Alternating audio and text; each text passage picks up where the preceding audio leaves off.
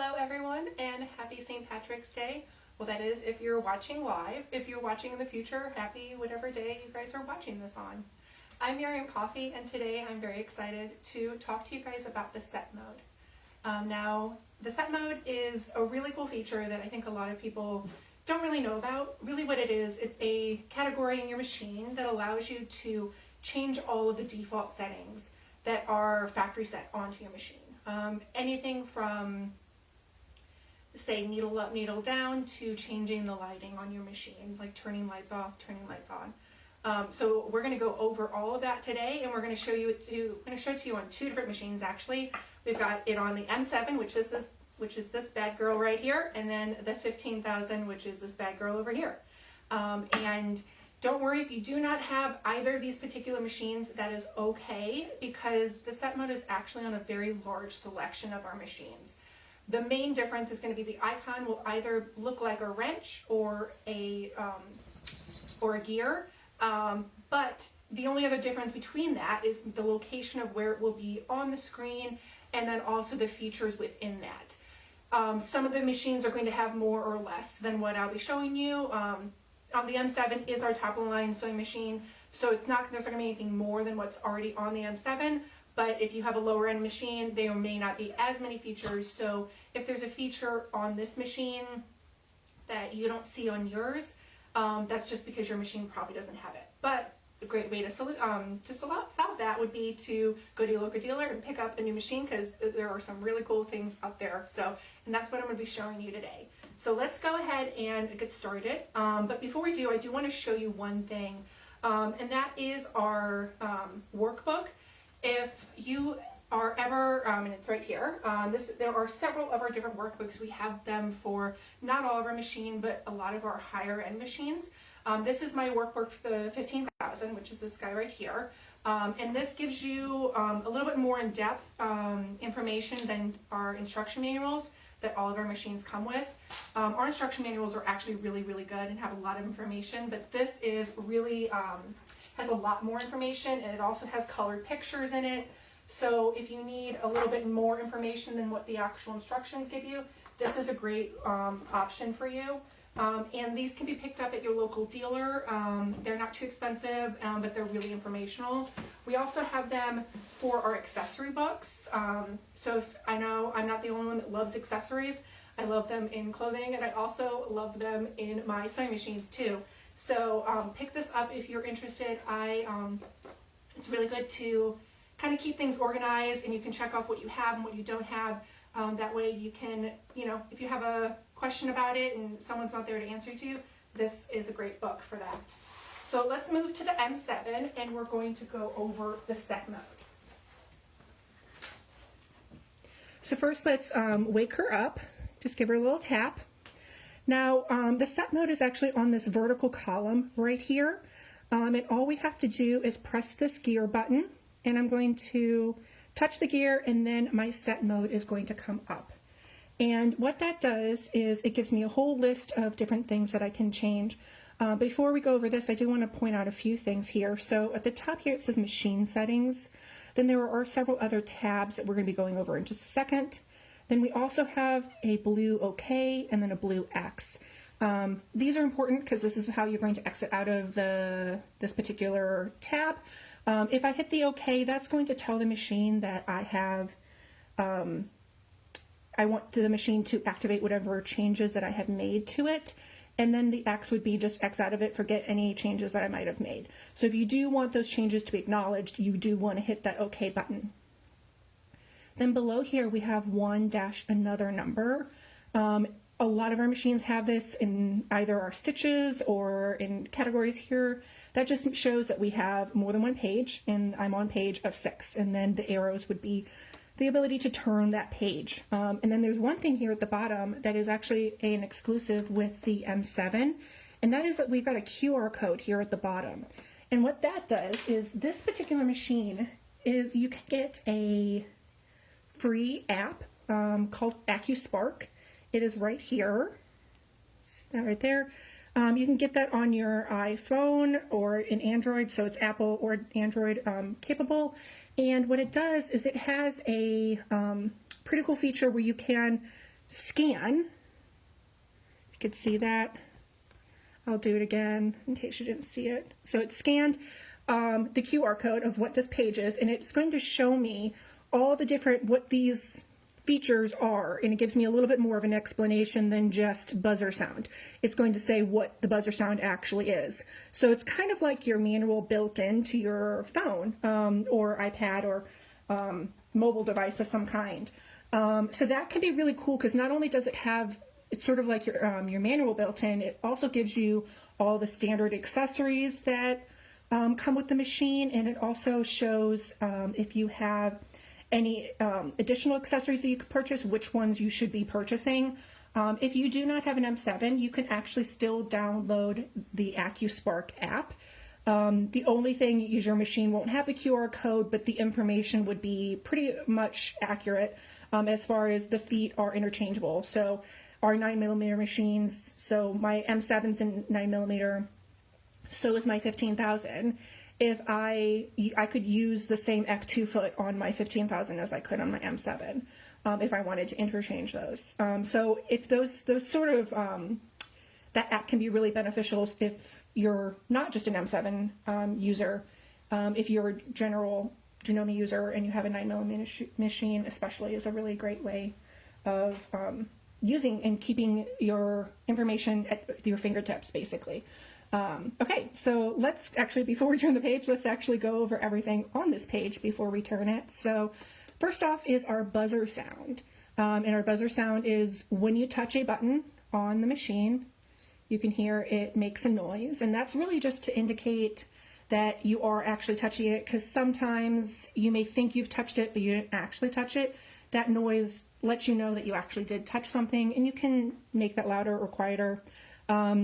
If you are sewing, you don't want to annoy someone, or if the buzzing, the touching noise annoys you, turn that down. I like to keep it around 2 because I do like to know if it's actually, if I am touching it and it's been activated or not. And then we have our screen brightness here, and that allows me to dim my screen, or I could brighten my screen if I wanted to do that as well. And then below that we have our inches or millimeters. The factory machine reset, or the factory sets are actually at millimeters, but I've changed mine to inches because that's what I understand. So I'm going to keep mine at inches. Another thing I want to point out is that the blue is which is active right now. So if I touch the M, that means the blue is going to turn to there, but I want to keep it at my inches to blue because that's what I want to select. And then below here, last on this page, is the bobbin winding speed. And what that is that since this particular machine actually has a separate bobbin winding motor, which is pretty cool, it allows me to control the speed. Normally I keep it around 5, which is the default. But if you are working with, let's say, a monofilament or a metallic, you're going to want to slow that down a little bit because you don't want to put extra pressure or stretch out that monofilament, because that can kind of create like an elastic sort of effect, and you don't want that. So slowing that down when you are doing a monofilament or metallic is my personal preference. Next we have sewing machine lights. So this allows me to turn off or turn on particular lights on my machine. You can turn those back on. And then this also at the bottom here, this allows me to dim all of them or keep them bright. So I can do whichever I prefer. And then I'm going to turn the page. And then here, this allows me to change my time. So I can change, so I know what time it is and know what date it is. And I need to do that. And then this is all where you can either turn your clock on or off. And then below is the clean bobbin message alarm, which is a really cool feature on this machine, that there's a little message that pops up in a little window that says you need to clean your machine, and that's for every 5 hours of actual sewing. So the machine keeps track of that, and it lets you know when you need to clean your machine. Because sometimes it can be easy to forget the last time you've cleaned it. So when in doubt, clean your machine, but with this particular machine, it lets you know, which is pretty cool. Because it's easy to forget where, especially if you sew on several different machines, it's easy to forget where you're at. So next we have our touch screen calibration. This is a really good tool if you are touching something and it's, if it's not marking up, if it's like not selecting the right thing, you're going to want to end that.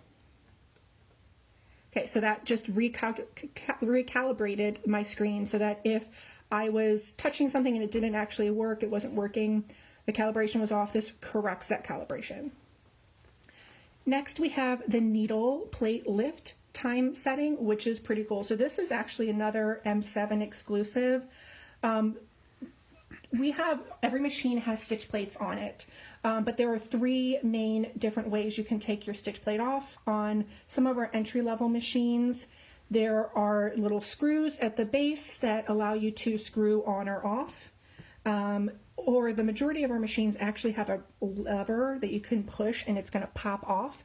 But this one actually is even cooler than that. And I'm going to show this to you in case you haven't seen it before. So what I'm going to do is lock my machine.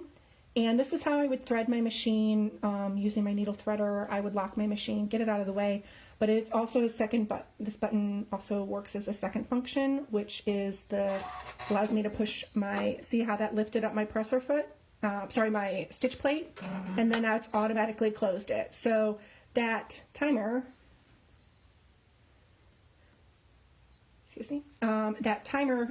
it's 4 seconds. It lifts it up for 4 seconds, holds it there for 4 seconds, and then automatically closes it. This is where I could either create longer or shorter seconds in between the closure. And the next we have our standby timer. This is how long our screen is going to turn into like sleep mode. And I can increase or decrease that. I can also turn off the screensaver if I don't want to show my screensaver. And actually what's pretty cool is you can create and upload your own images. So you could have pictures of your own quilts or of your puppies or your grandpuppies or your grandchildren or whatever you want, or pictures of yourself, and upload those, which is pretty cool. And then below that we have our auto timer setting. And this is the auto off timer setting. This is what's pretty cool. If you leave your machine on, this will actually turn your machine off for you if you forget to turn it off. So if you had to rush out the door or you weren't sewing for a long time, it will actually turn itself off in order to save electricity. So I keep mine down, which is for an hour. It's the lowest you can set it. You can go all the way up to 24 hours or something, and actually you can just completely turn it off too if you want it to always stay on. But I think it's a great little fun way of saving a little bit of electricity.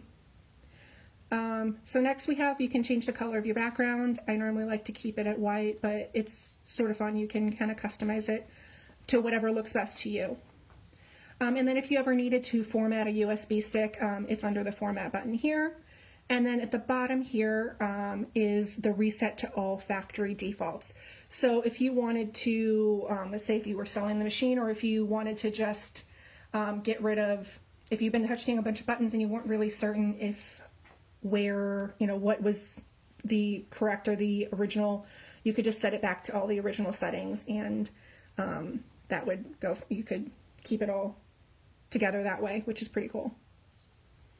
And then next we have our sewing settings. So we were in machine settings, and now we're going to go to sewing settings, which is all of the sewing side.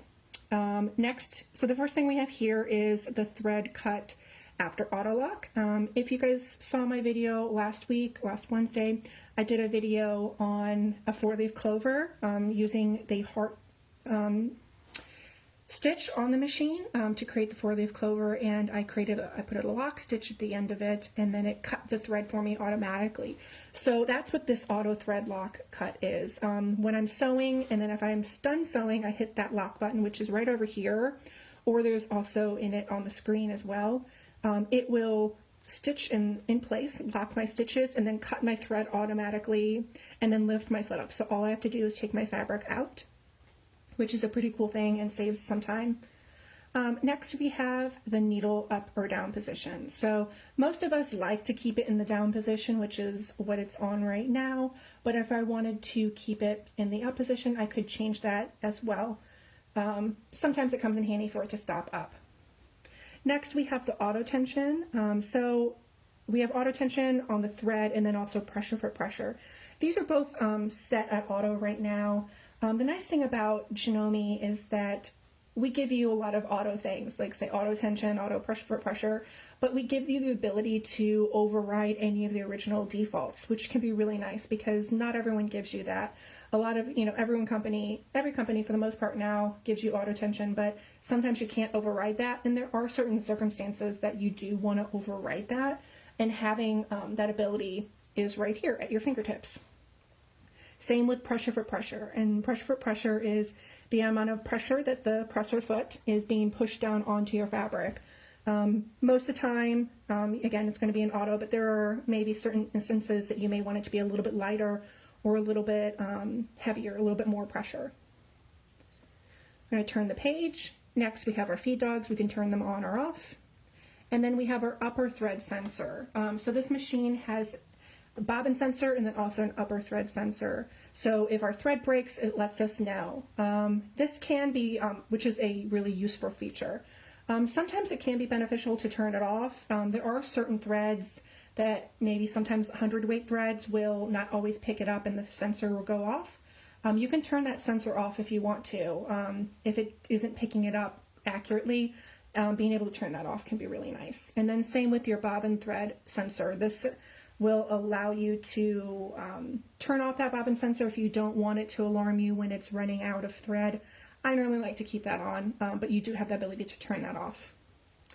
And then foot height for pivoting.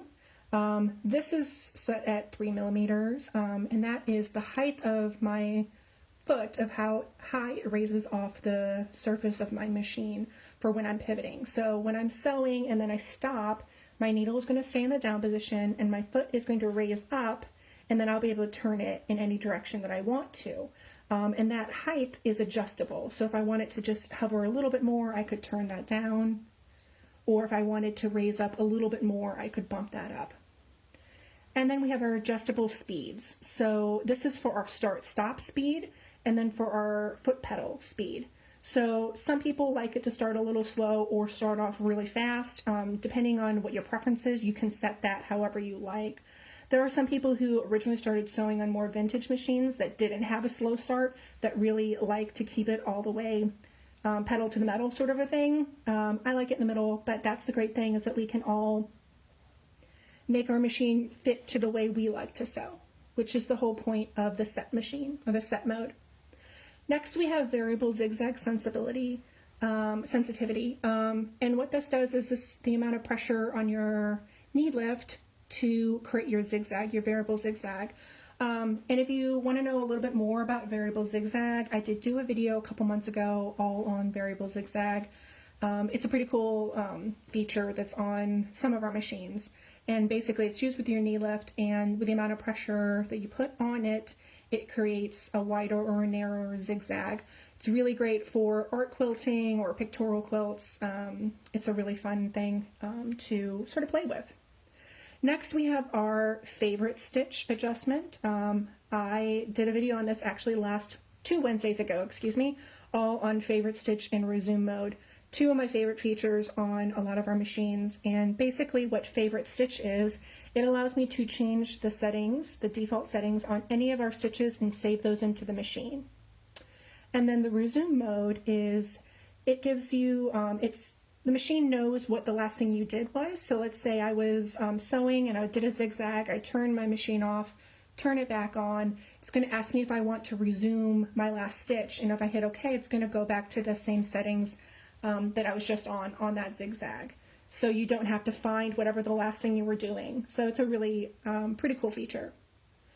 And that, again, is on a lot of our machines. And then last here, we have our flag, which is our languages. So it has a bunch of different languages out here. I'm going to keep it on English because it's the only language I know how to read or speak. So I'm going to keep it on English so that I can continue to use my machine. So I'm going to hit OK because I want to activate any of the changes that I made. And then now I'm on my ready to sew screen, and then I can just start sewing. And that's the set mode on the M7. So let's go ahead and move over to the 15,000.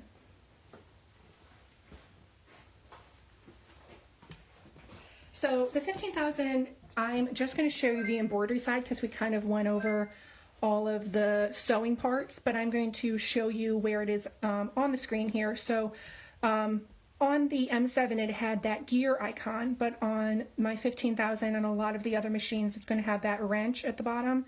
This also says set on it, so I'm going to select that. And you may notice there are a few more up here because this is a sewing and embroidery machine. So this first button is all of the features that would change sewing and embroidery, that would affect both of them. The red one is just on sewing, but we went over that on the other machine. So now I'm going to go over to the blue one, which if you can tell at the top here, it has a hoop on it. So I know that is in embroidery. I know that's my embroidery side. So that's what I want to work on. So just like before, it has my 1 dash another number. So there's 6 pages here, and my arrows are on the side, and then my OK and my X are at the bottom here. So the same buttons, just on a different location. So same thing here, auto tension. This would be changing my tension only on the embroidery side. It would not touch my sewing side because I'm just in embroidery. Same with remaining bobbin thread. So I like to keep mine at 0.5 because that's the lowest or the least amount of thread that you can have on your bobbin with it still acknowledging that it still has thread on it. And then we have 1 stitch stop, which is down here at the bottom. That is great for when you're quilting in the hoop and you don't want the little thread nest that sometimes happens when you're embroidering. That allows you to do 1 stitch, and you can pull your bobbin thread up so you have a nice clean back. So if you do a lot of quilting in the hoop, you're definitely going to want to keep that on. And then hoop confirmation. What that does is when you are getting ready to go to the ready to sew screen, it's going to pop up with an icon that says whatever hoop whatever hoop that the design was meant for, let's say an SQ14, and you just have to acknowledge that that's the hoop that you want to use. You can either turn that on or off. It's a good reminder, so I normally keep mine on. I'm going to turn my page. Now I'm at my maximum speed setting, and what that does is that I have it set at 600. This machine can go all the way up to 1,000 stitches per minute, but the best quality I found is at the 600 stitches per minute, so I like to keep it kind of there. And the great thing about embroidery is that I can be doing something else at the same time. So if it takes, 5-10 more minutes, it's not the end of the world. If I'm doing something else, I don't have to watch it, although it can be sort of fun to watch. Next, we have our embroidery height.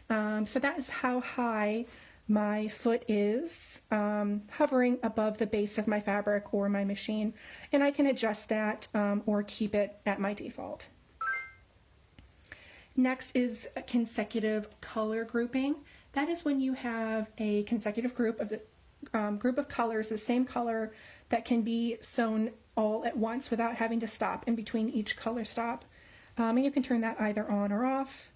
Hoop calibration below that, and then we have our grid lines, which is on our edit screen. We can either turn our grids on or off, and then if we keep those on, we have the ability to change the size of our grid as well here. And then turn our page, and then we have thread cutting on or off, and then you have the ability, if you want to keep it on, you have the ability to change the length in between the jump stitches and then cutting at the color changes. So you have some different features within it to change, that if you wanted to sort of customize that even more between the thread cutting, you have that option too. Next we have our thread selections, which we have, as you can see, a variety of different brands that have all of their colors that are built into the machine. So if I wanted to, say, Rovus and Anton, polyester, if I wanted to use those as my default, I could use those. So if I know that's the brand that I particularly use and I want to match up specific colors, I can do that. And then the bottom here is my resume mode. This is a really awesome feature and you want to keep this on because let's say we had a power outage or something happened and your machine turned off in the middle of your embroidery and you don't want to have to find that same stitch again, this is going to remind you. So if you need to stop, turn it back on, it's going to ask you if you want to resume your last stitch or where you are in your last pattern, and if you hit OK, it's going to go to the exact stitch that you were at before you turn your machine off or something happened. Next, we have locking stitch after each color change. So that basically you can turn that on or off. That allows you to lock it in between each color, and then locking it after each thread trimming. And then the colored light program indicator is pretty cool, which this right here, this is the light progressor. So this, when your design is only 50% done, it's going to be at your 50% mark, and it's going to just grow. The light will continue to grow as your design is being stitched out, which is pretty cool. So it's kind of, instead of having it on your screen, it does also have your stitch count as well, but it's kind of fun to see this light grow as your design gets finished. So that's everything in the embroidery side. Let's switch over to Wi-Fi. Now this machine and our S9 are both our Wi-Fi machines. So if you don't have either of those machines, those won't apply to you, but it is still pretty cool to see because you can send designs through Wi-Fi. You can receive designs. It's pretty cool. So I'm just going to select my Wi-Fi there. I can either turn it on, turn it off. It shows the network that I'm on. It shows the name of my machine, which is MIM15K. I can change the name. If I want to connect to a new network, I can manually search for it, or I could search for it. I can change my name down here if I wanted to, and then hit the OK or the X button. And then you have all of your settings all right there. And again, you could always go back to your default, but I'm just going to hit OK because I want to keep it on my network. And then if I am OK with everything there, I just, again, oh, here, up here, forgot my little flag. Again, same thing, our language that we could use. And that is the set mode. I hope you guys have learned a bunch and have found out a few more things that your machine may have had that you didn't realize they had, or maybe you realize you have a little bit more control over your machine than you thought you did before. So I hope you guys enjoyed this video, and join me next Friday. I have another video coming up on the hand look stitch, which is a really awesome stitch that's built into a lot of our machines, and it kind of mimics a hand running stitch. So if you want to learn about that, join me next Friday. And I'm Miriam Coffee. Thank you guys so much, and you guys have a fantastic day. All right, bye-bye.